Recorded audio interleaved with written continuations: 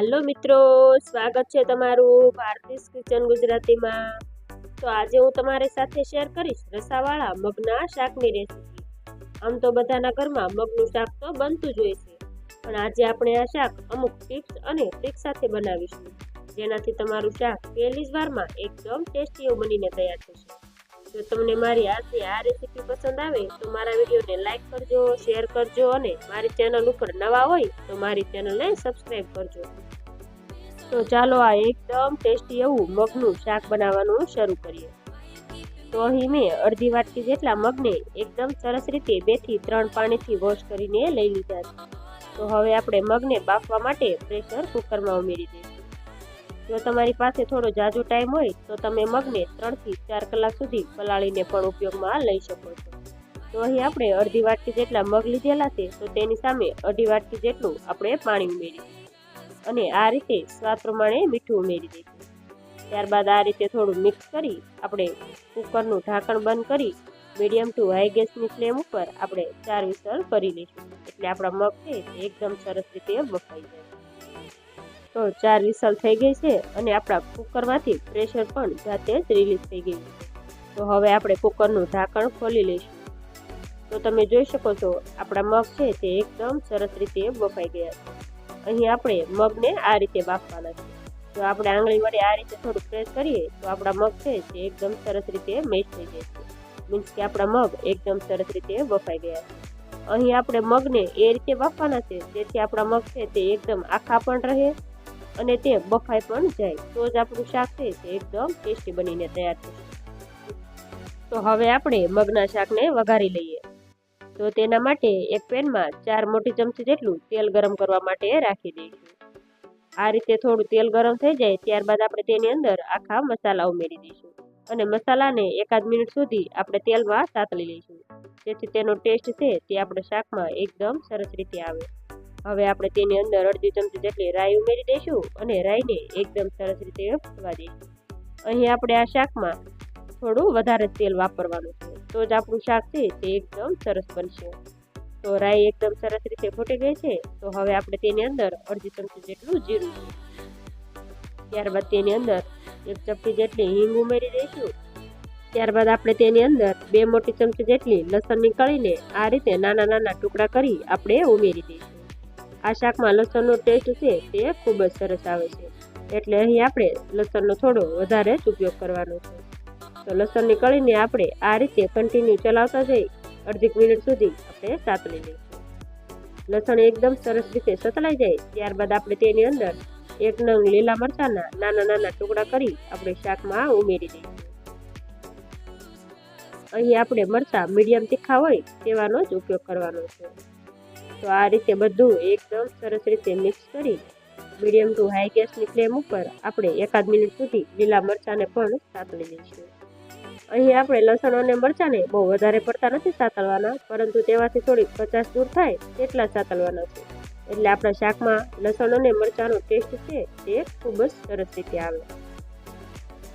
તો અડધી મિનિટ જેટલો સમય પણ થઈ ગયો છે અને આપણા મરચાં અને લસણ પણ એકદમ સરસ રીતે સતળાઈ ગયું છે।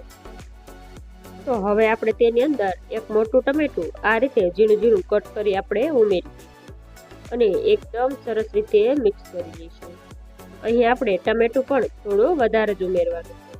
આ શાક બનાવતી વખતે હંમેશા આદુ, લસણ, ટમેટા તેનો વધારે જ ઉપયોગ કરવાનો છે, તો જ આપણું શાક છે તે એકદમ ટેસ્ટી એવું બનીને તૈયાર થાય। હવે આપણા ટમેટા ફટાફટ કૂક થઈ જાય તેના માટે ટેસ્ટ પ્રમાણે મીઠું ઉમેરી દઈશું અને અડધી ચમચી જેટલી હળદર ઉમેરી દઈશું। અહીં આપણે મગ બાફતી વખતે પણ મીઠાનો ઉપયોગ કરેલો છે, તો મીઠું અહીં આપણે થોડું જ ઉમેરવાનું છે। તો હવે આપણે બધું જ એકદમ સરસ રીતે મિક્સ કરી ટમેટાને પણ અડધી મિનિટ સુધી આપણે સાતળી લઈશું। તો અડધી મિનિટ પછી તમે જોઈ શકો છો ટમેટા પણ એકદમ સરસ રીતે સતળાઈ ગયા છે।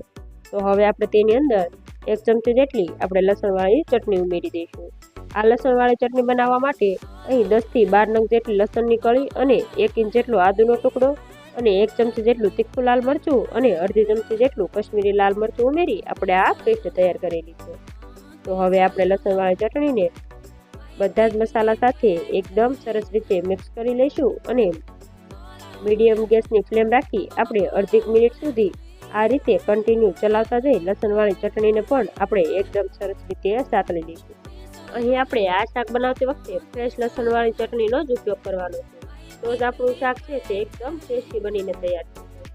તો લસણવાળી ચટણી એકદમ સરસ રીતે સતલાઈ ગઈ છે અને તેમાંથી તેલ પણ અલગ થઈ ગયું. તો હવે આપણે તેની અંદર બાફીને રેડી કરેલા મગ છે તે પાણી સહિત જ ઉમેરી દઈશું અને એકદમ સરસ રીતે મિક્સ કરી લઈશું.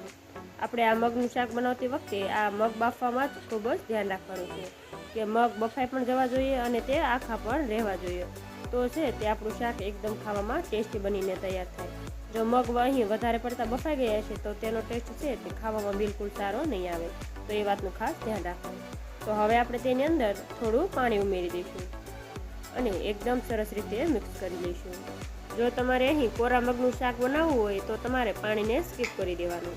હવે બધું જ એકદમ સરસ રીતે મિક્સ કરી લઈશું અને ઢાંકણ ઢાંકી આપણે શાકને મીડિયમ ટુ લો ગેસની ફ્લેમ ઉપર 4 થી 5 મિનિટ સુધી ઉકાળી લઈશું. એટલે આપણું શાક છે તે એકદમ સરસ રીતે કૂક પણ થઈ જાય અને તેનો શાકનો રસો પણ એકદમ ઘટ્ટ બનીને તૈયાર થઈ જાય. તો 3 થી 4 મિનિટ જેટલો સમય થઈ ગયો છે અને આપણું શાક પણ એકદમ સરસ રીતે કૂક થઈ ગયું છે. તો હવે આપણે શાકને એકદમ સરસ રીતે મિક્સ કરી લઈશું. તો તમે જોઈ શકો છો આપણા શાકનો રસો પણ એકદમ ઘટ્ટ થઈ ગયો છે અને આપણું શાક પણ એકદમ સરસ રીતે કૂક થઈ ગયું છે અને શાકમાંથી તેલ પણ અલગ થઈ ગયું છે, મીન્સ કે આપણું શાક એકદમ સરસ રીતે કૂક થઈ ગયું છે. તો હવે આપણે તેની અંદર અડધી ચમચી જેટલું ધાણા જીરું પાવડર, અડધી ચમચી જેટલો ગરમ મસાલો અને અડધી ચમચી જેટલી ખાંડ અને 1 ચમચી જેટલો લીંબુનો રસ ઉમેરી દઈશું. આ રીતે મગના શાકમાં લીંબુ અને ખાંડ ઉમેરવાથી આપણા શાકનો ટેસ્ટ છે તે એકદમ ખાટો મીઠો આવશે. તો હવે આપણે બધું જ એકદમ સરસ રીતે મિક્સ કરી લઈશું. ત્યારબાદ આપણે તેની અંદર ઝીણા કાપેલા ફ્રેશ ધાણા ઉમેરી દઈશું અને શાકને એકદમ સરસ રીતે મિક્સ કરી લઈશું. તો તમે જોઈ શકો છો આપણું ગરમા ગરમ એકદમ ટેસ્ટી એવું ખાટું મીઠું તીખું અને ચટપટું ગરમા ગરમ મગનું શાક બનીને રેડી થઈ ગયું છે. તો હવે આપણે આ ગરમા ગરમ શાકને સર્વ કરીશું. આ શાકને તમે રોટલી, ભાખરી કે ભાત સાથે પણ ખાઈ શકો છો, તો પણ આ શાક ખૂબ જ ટેસ્ટી એવું લાગશે. જો તમે આ રીતે કોઈ દિવસ મગનું શાક ન બનાવ્યું હોય તો એકવાર જરૂરથી બનાવજો. તમારું શાક પહેલી જ વારમાં એકદમ પરફેક્ટ બનીને તૈયાર થશે. જો તમને મારી આજની આ રેસીપી પસંદ આવી હોય તો મારા વિડીયોને લાઇક કરજો, શેર કરજો અને મારી ચેનલને સબસ્ક્રાઈબ કરજો. અને આવી જ નવી રેસીપીઓના વિડીયો જોવા માટે બાજુમાં આપેલા બેલ આઇકન પર ક્લિક કરજો, જેથી મારી નવી આવનારી રેસીપીઓના નોટિફિકેશન સૌથી પહેલાં તમને મળે.